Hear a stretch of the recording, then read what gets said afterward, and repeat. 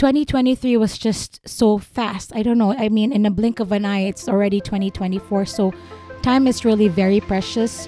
You're listening to the Architect My Life podcast, a show dedicated to empowering women architects and designers to achieve business growth, financial freedom, and health and wellness. I'm Aya Schlachter, your host and CEO of MGS Global Group. Our company provides Revit, ArchiCAD, and CAD drafting services to busy architects and design firm owners. MGS Global started as a part-time gig when I was a new mom, but it has now grown into a thriving business that provides drafting support to creatives, helping everyone maintain a healthy work-life balance. This podcast is proudly presented by MGS Global Group. Now let's dive into this episode. Hi, everyone. Welcome to the Architect My Life podcast. I'm your host, Aya Schlachter. So, this is my first ever video podcast and also my first ever solo podcast. I was a little bit nervous this morning, so I called my friend, a fellow podcaster who actually inspired me to do this podcast. And I'm like, I'm so nervous. I hate the way I sound or look on video. But he said, Aya, you're doing the podcast because you're providing value for others. So it's never about you. It's about the value you can provide for the audience. So here I am being vulnerable and just putting myself out there.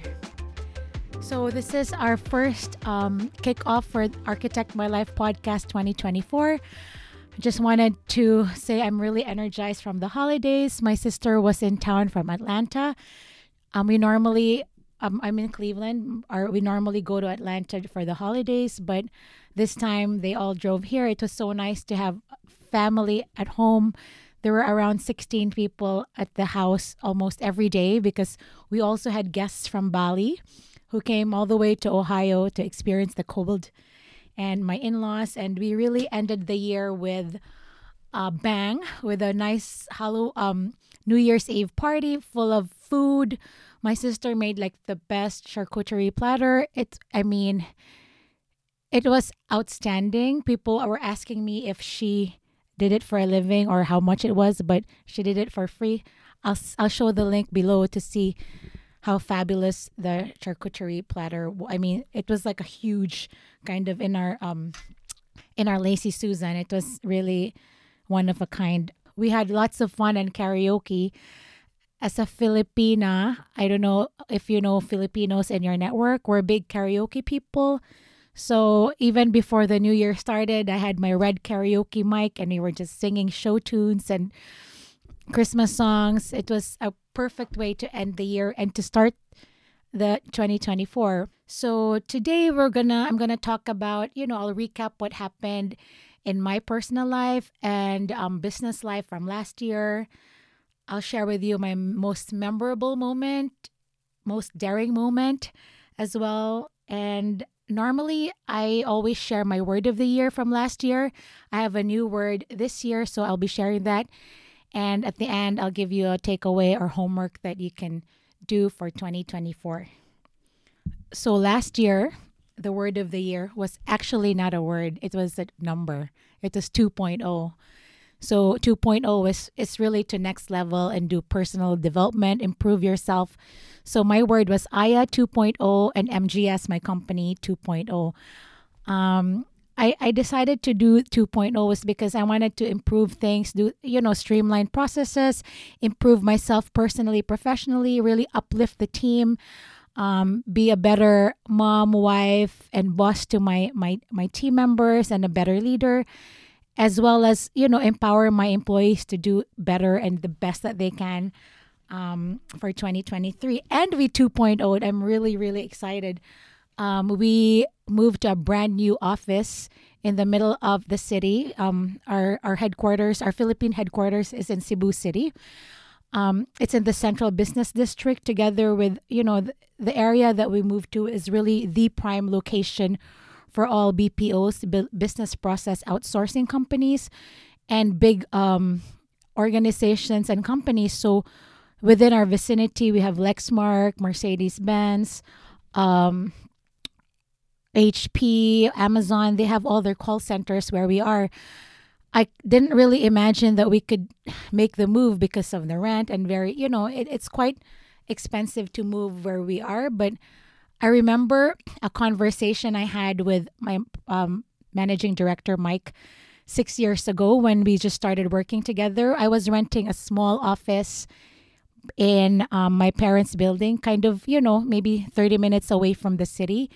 It was a very nice office, but it's off the beaten path. And Mike said, Aya, in a few years, we're going to move to IT Park or Ayala. And I'm like, how is that possible? He said, we're going to move to a place or a building with glass windows at the top floor. In my head, it seemed impossible because I didn't even know where I was going to get rent for the next month or pay myself, right? I was a new business owner or like just really hustling to get sales. Fast forward 2023, we made it. We moved to one of the nicest buildings in Cebu. It's in Jeg Tower. It's a LEED certified building. We're at the top floor. And then the roof deck, which overlooks the entire city. And it seemed a little expensive in the beginning, but now that we're in the building, since it's a LEED certified building, our expenses and electricity is actually very reasonable.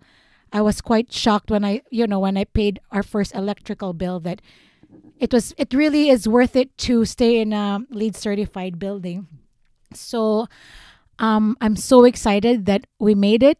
And one of the things about getting, having an office in a nice location is having talent. It's easier for us to acquire talent, right? When people like fresh grads find out that we're in Ayala Center and that we're like this cool like drafting company, offering architecture support to U.S. clients, they all want to apply. If you're they wanted to apply and be in a nice location in a nice office, and this actually has really helped support our growth.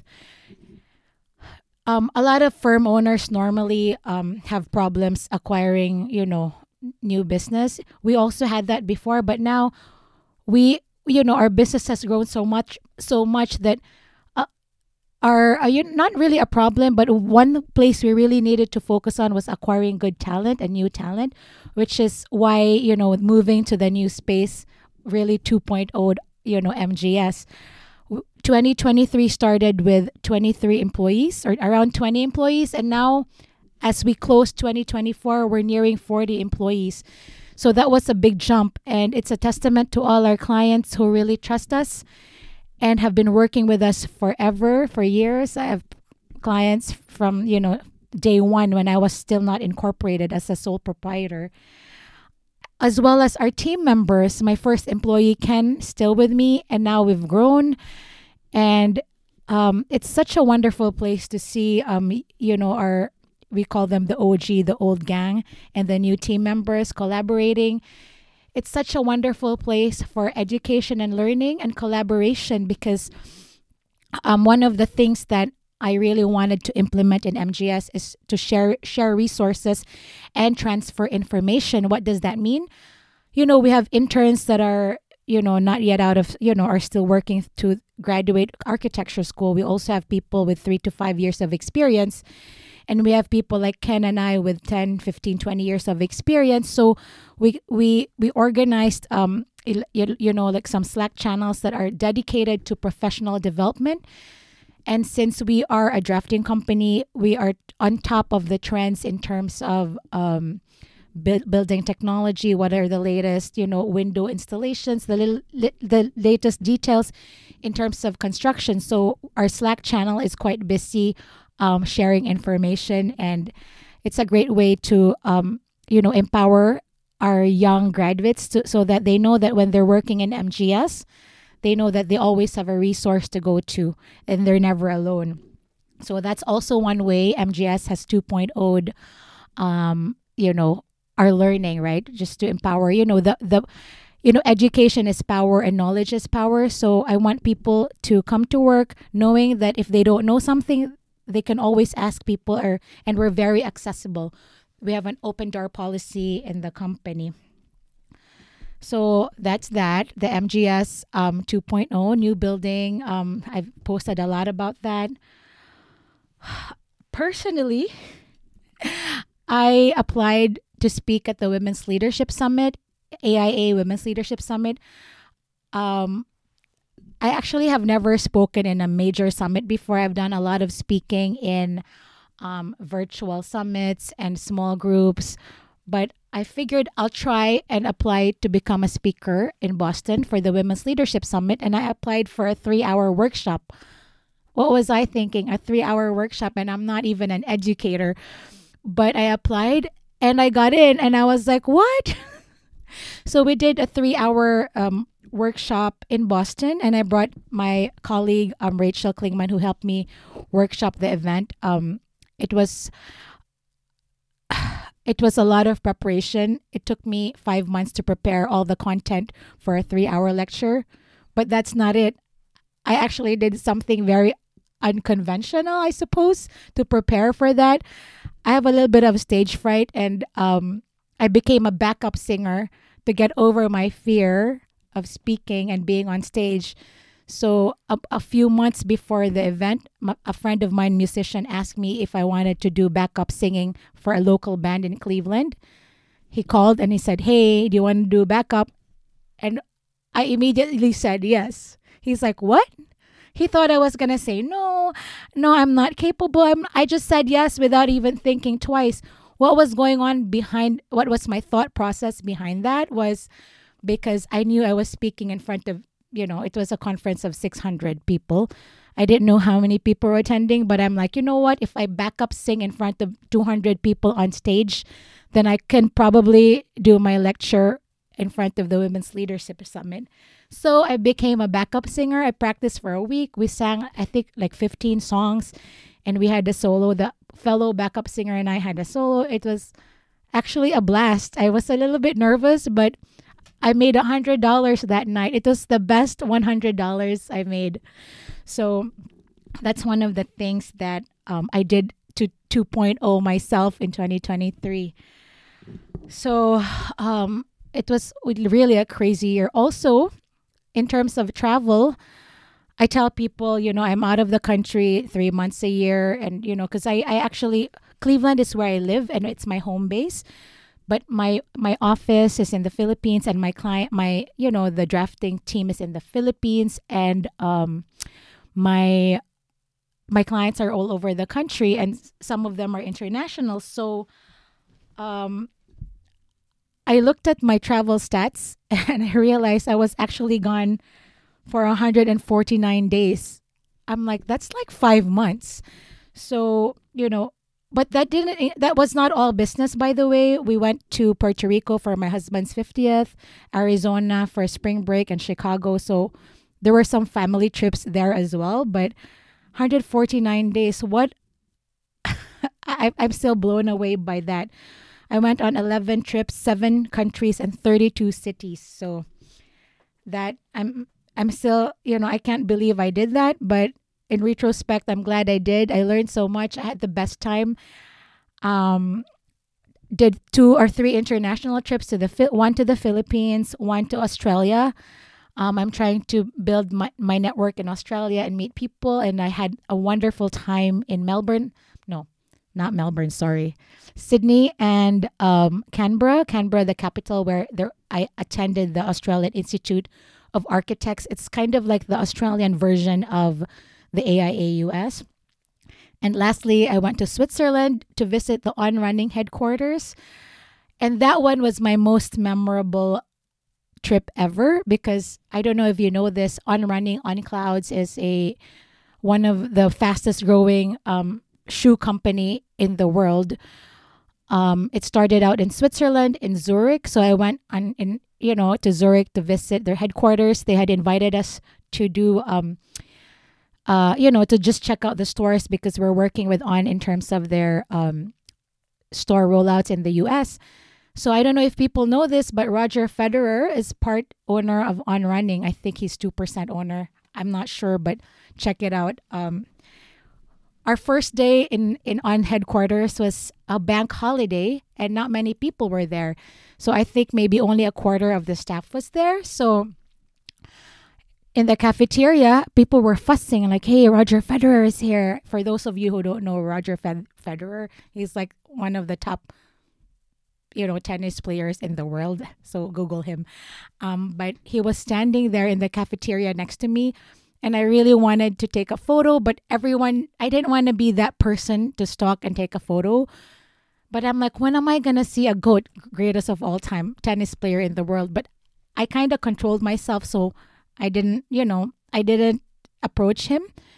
So I sat in my seat and started eating, but then he disappeared. I don't know where he went. And after lunch, I found him in the couch waiting for the other owner, the unrunning owner. I forget his name. But you know what I said? This is my opportunity to introduce myself and just thank, and get a photo.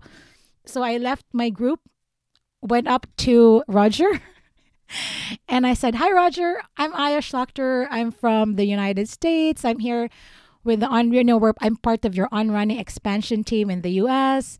And I told him that I love his shoes, the Rogers, that I wear them all the time. And he was quite pleased. I'm sure he's used to people like me asking for a photo, and we took the photo. And I was so starstruck for like the next week. I was still starstruck. So that was my most memorable moment in 2023, meeting Roger Federer. One of the things too that I've started doing is cold plunging. I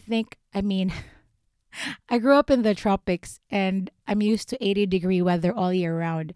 A friend of mine has been inviting me last year to cold plunge like once a week, and he probably invited me 20 times, and 20 times I said no, until this one time he said, "Why don't you check it out?" I did. I went on the water, and everything is history, and I'll tell you more about it later on, and why, and the benefits of cold plunging, and why I do what I do. Lastly, for some reason, I've been obsessed with matcha lattes recently. I try to have a matcha once a day, but that habit can get expensive. That's like $6 for a mediocre matcha. You can buy in a Starbucks or a local whatever cafe nearby. But my good friend Joanne Louis has a matcha store called Oika, and the matcha is amazing. I have all of that equipment: the whisk, the bowl. I have the weight and the heat. The pitcher where you can heat the water at a certain temperature. I bought 3 very high quality matchas. I think it was quite expensive. I think it was like the cheapest was $30 for 20 ounces. But if you really think about it, it's actually very worth it because of the quality. The matcha is ground fresh in New Jersey, but they get all their sources straight from Japan, from all of the top award-winning farmers.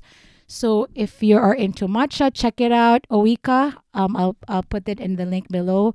But I made a mistake, and my weighing scale, because you're supposed to put, I think, 4 grams of matcha to 30 ml of water, but my weighing scale decided not to cooperate. So I added so much matcha, and it was so thick that when I tasted it, it tasted awful. Like the thickness of the matcha, but I fixed it, added the oat milk, and it was divine. So for those of you who love matcha, check it out. It is high quality, and it's really one of a kind. How many people really grind matcha? They even, according to Joanne, they even manually remove the leaves. So it's something that I look forward to on a daily basis, but that matcha I only take on special occasions. So that's the thing, matcha. I don't know why I'm talking about matcha, but anyway. So that was a recap of 2023. I'm still like super grateful for all of the things that happened this year. I really ended the year with a reflection. I received some bad news that a friend of mine, like a few friends of mine, one friend has stage 4 cancer, and another one suddenly passed away. It really gave me time to reflect on, all the blessings that I have with the people and my health, and really like realize that life is so precious. So that's why my word of the year really for this year is special to me, because I really honor some of the people that have left, like my friend who passed away, and people who are sick. A lot of people in 2023 just survived 2023, right? Like People were sick. A very close friend of mine got over cancer. Another one is, suffering from cancer and fighting for his life. So I really want to be intentional about this year, and also really be super grateful for the people, my relationships, the friends, and never take anything for granted. So, that being said, I want to share with you my word for the year, which is fit. Fit actually has two meanings, but I'll start with the first meaning, fit, meaning, physically fit. So, for this year, I really want to be physically fit, emotionally fit, mentally fit, and financially fit. So, emotionally fit, meaning, I really want to practice more mindfulness and gratitude, and really, wake up with an intention to do good, and to do to be the best version of myself as a mom, as a firm owner, as a leader, as a friend. So I just really want to be more intentional about how I spend my time. So that's mentally and emotionally fit. Second, I want to be physically fit. So I don't know if I've mentioned this before, but I'm 48, and like I'm going through perimenopause, and that is just wacky. It's like it really messes with your hormones. The things I used to do don't work anymore, or I used to eat a certain way. Last year, I just gained 20 pounds for no reason. Like, I'm like, what's going on? So I'm trying to really embrace my age, but also try to adjust my lifestyle to where I am right now in life, in my 40s. So I've been doing weight training. I've lost already like 10 pounds, so that's good. I'm getting back to where I am, changing the way I look at my lifestyle and diet. As you grow older, especially for women, we can't be doing anymore like what I used to do before, like 6 hours of training, like 3 hours on the bike, 1 hour on the run, and 30 minutes swim. No more long distance training. Right now, I'm very focused on weightlifting and strength training, because it's really good for to build your muscles. As you grow older, your muscle mass decreases. So I'm trying to really lift more weights right now and eat well. One of the things I'm experimenting with is this app called Macro Factor.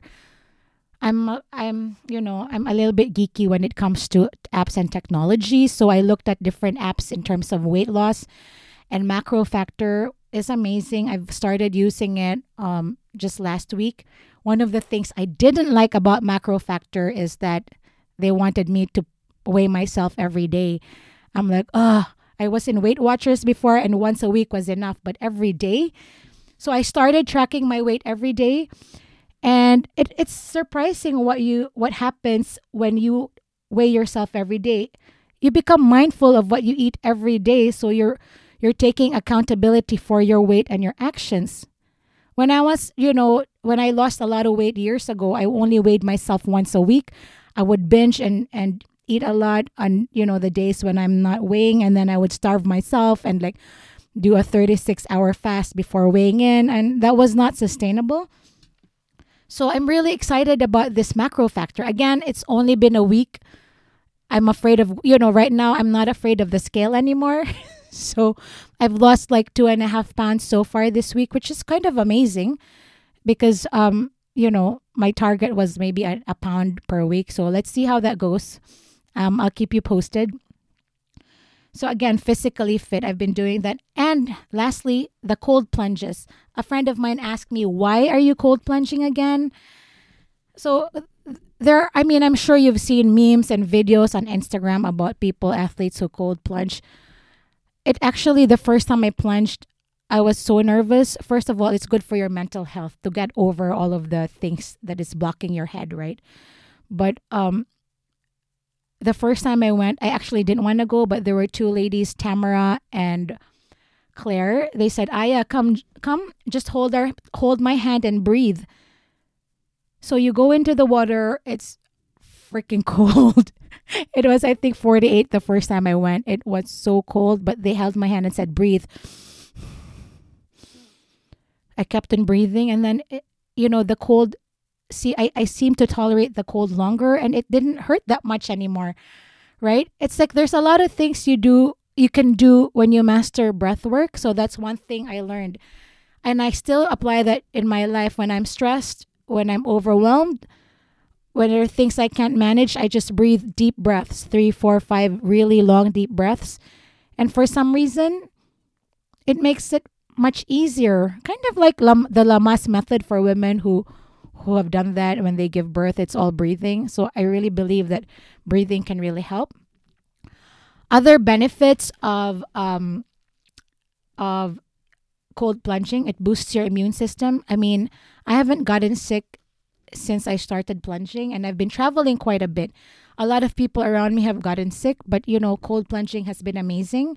So it helps boost your immune system, and it helps with your mood and mental focus. Even days after my plunge, I still am super focused and intentional, and I get so much done.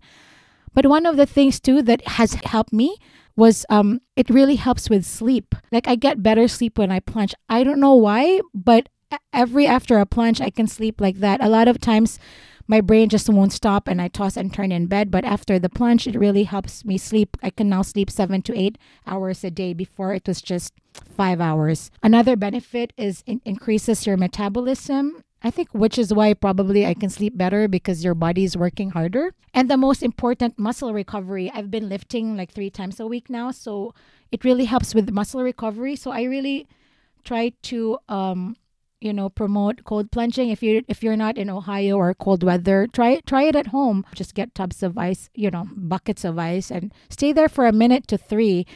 You'll see the benefits of it, I guarantee. So we talked about mental fitness, physical fitness. Lastly, I'll talk about financially fit. I don't know if I've mentioned this before, but during COVID, I really lost a lot of money because, everybody's business really collapsed unless you were Amazon or in the IT space. But Netflix or those streaming services, they made all their money during COVID, or a lot of their income. But our company really lost, maybe 80% the first year of our pipeline. But I did not lay off a single employee. So now that we're finally, on the rise and doing really well, I want to be financially fit, meaning I have very aggressive savings goals. I'm really looking at ways to save and also be very smart about money. I've reached out to a lot of friends who are in finance and angel investors. They've given me a lot of tips in terms of how and where I should put my money. And also one of the things I learned online, I just Googled, is how to manage your personal finances, which I'm using the 50-30-20 rule. I think it's just a popular guideline on how to manage personal finances. So it's called 50-30-20. What it means is 50% is for needs, 30% is wants, and 20% savings. So needs are, your mortgage, car payment, your groceries, things like that, your heating and your, whatever you need for the house. Those are needs, 50%. 30% are for the wants, discretionary spending. That's not bad, right? And then 20% savings, that's apart from your retirement fund, 401k. This is just long, savings. So I actually readjusted our budget to fit this 50-30-20 rule. So, we make sure we're not overspending and we're mindful about how we spend our money, right? I also looked into high yield savings accounts. So what are high yield savings accounts? These are really savings accounts that can give you more than 4.5 annual percentage yield. So instead of having your money sit in the bank, I'm trying to look into all these high yield savings accounts. So, I'm parking the money there. So when I get it, these are not long term. These are like medium to long. So whenever you need the money, it's accessible. So I'm looking at, different types of, accounts. Like one thing I'm looking at is the Wealthfront cash account for long-term savings. So I haven't really, looked into it yet, but I think I'm going to put my savings in that account. So 20% is in that account. But I also discovered this bank called Ally Online Savings. And this is where I put the wants. The wants meaning I'm trying to save for all the trips at the end of the year. We're all going to the Philippines, the whole family. So every month I want to put in some money in that so that, I'm not paying like a huge chunk of cash in the summer when we're all going. So home improvement, if you have, I put a few $100s every month for home improvement if we need to renovate or do our deck because it's falling apart. So I'm really trying to implement the 50-30-20 rule and looking at different alternative banks, that can give you better percentage of yield instead of just 0.0% in a traditional bank. So this is, a way of staying financially fit. I know it's a little bit late in the game, but it's better now than never, now that we're just, again, aggressive savings goals for the year. One of the things I got, by the way, is, I got this app called Simplify by Quicken, where you can actually track all your spending.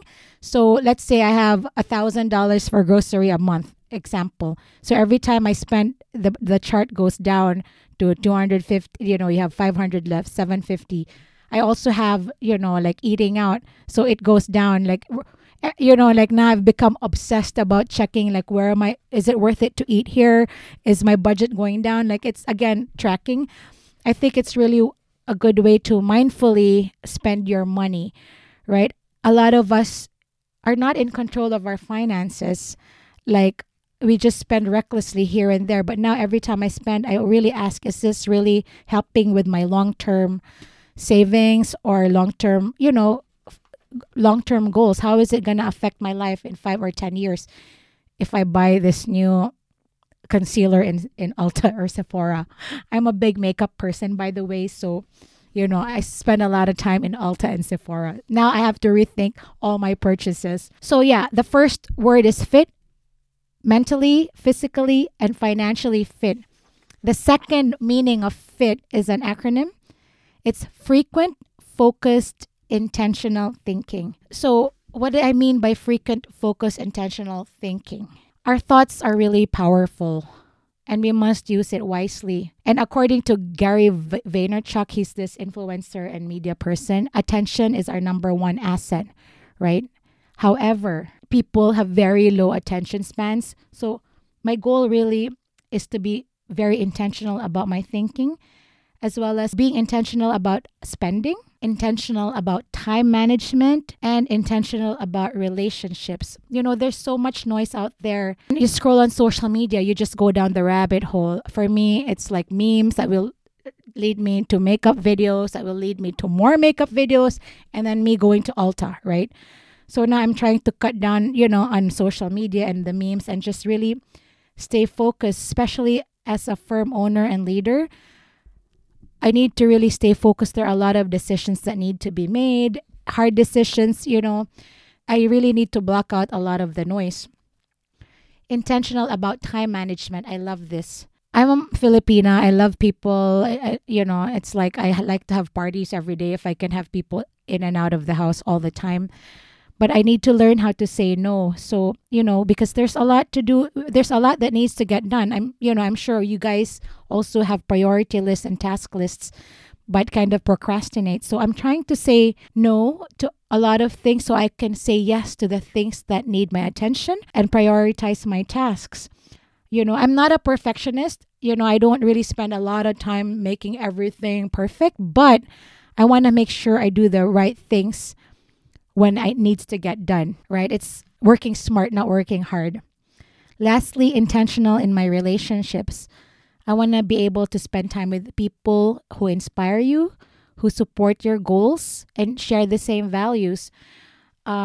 This year in 2024, I just joined the EO Entrepreneur Organization, and I'm really looking forward to becoming one of the Cleveland chapter members, because as an entrepreneur, it gets lonely when I live in Cleveland and, this is where my family is, but my work is really all over the US. So my clients are all over. So sometimes it gets lonely here being by myself, without the same, entrepreneurs that I can relate to. But this year, I finally was able to join the EO and I look forward to all of our gatherings, our forums, our lectures. And I think there's a lot of, happy, not necessarily happy hours, but learning activities and lectures all throughout the year. So I'm really looking forward to really empowering myself and being with like-minded individuals who have the same problems and share my values. And like I said, I never want to be the smartest person in the room. So being an EO is really going to be amazing because they're entrepreneurs who are like way more successful than me and people that I can learn from, as well as hopefully I can provide value to some people who can learn from my experience and my journey. So that's my word for the year. In closing, I would really want for you to think about what your intentions are for 2024. I mean, 2023 was just so fast. I don't know. I mean, in a blink of an eye, it's already 2024. So time is really very precious. You know, your thoughts are powerful. And, with AI and a lot of all these technology, you could get left behind if you're not, if you're not on top of things. That's why it's important to really stay focused and in your thinking and your thoughts. So frequent, focused, intentional thinking. I hope you can take some time today or maybe this weekend to really reflect on what your word of the year is. How can you reflect in 3 months in terms of what you've accomplished based on the word of the year? So please share with me some of the words of your year. And maybe if you had words from last year you want to share with me. But as we are starting the new year, think about that word that will be like your North Star, like your navigation to 2024. You'll be surprised at how, your mind can really do the things that you want. Your mind can really control your thoughts, and thoughts can become really, it can become a reality. Like what I did with the 2.0. When I started the 2.0 word, I didn't know I was going to move to this fabulous building. So take a moment this week, this weekend, today, tomorrow to think about the word for the year and visualize your success in December 2024.